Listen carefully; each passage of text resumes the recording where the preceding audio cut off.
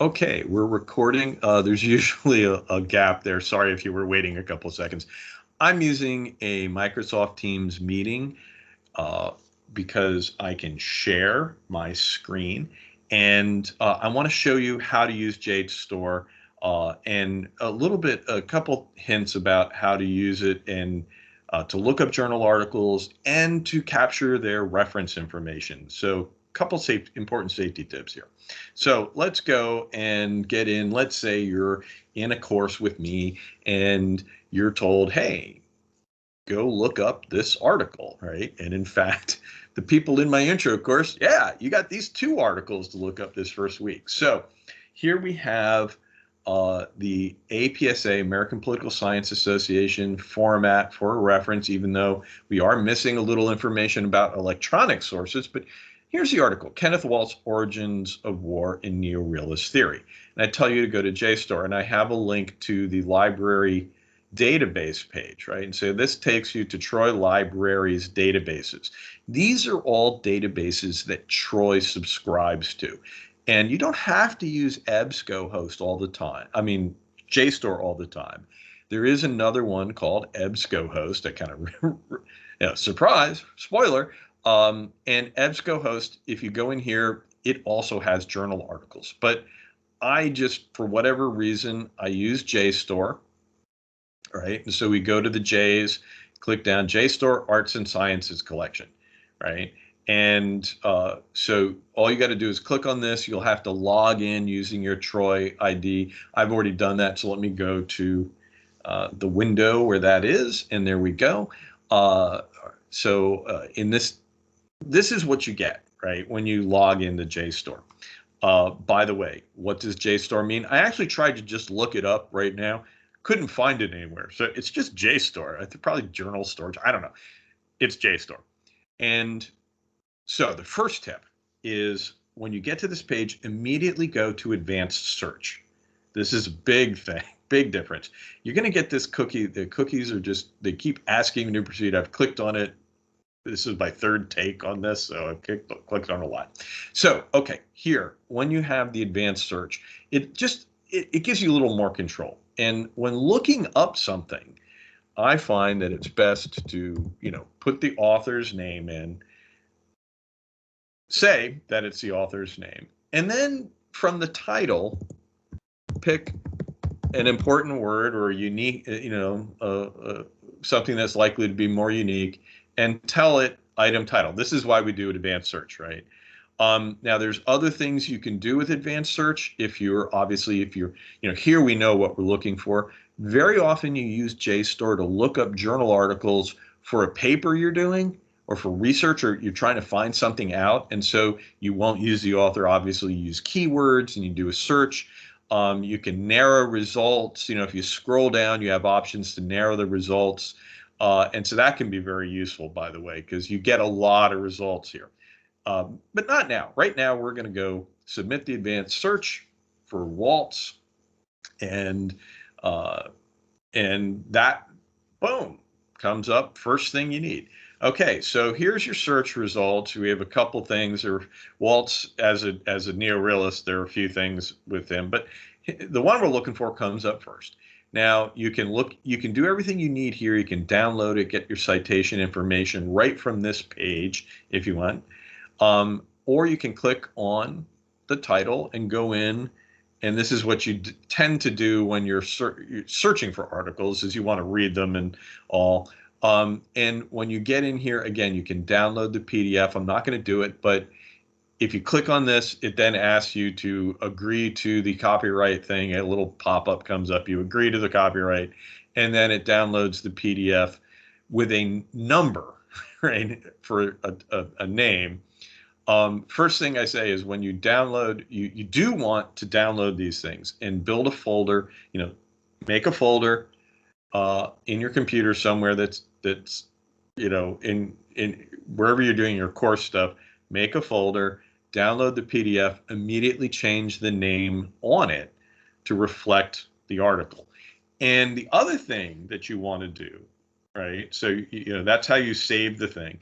But you also want to use the cite item feature. This is one of the big things here. You click on this, and remember, we could do it here, or we could do it on that previous page, and you get 3 different formats of references, right? This is actually not the citation. A citation is when you're writing, you say, we use author date citation. So you say Waltz, 1988, in the text to say that, okay, here's where the ideas are coming from. Or if you have a quote from him, after you close the quotes, you go Waltz, 1988, page number. The thing is, we need the reference. The reference is what goes at the end, right? In the reference list, bibliography, whatever you want to call it, but at the end. Now, here's the important safety tip. We use a format very similar to APA, right? This is very much, it's very similar, right? This is what we're looking for. However, we use in the American Political Science Association standards, you use full first names, not first initials. So APA is not complete.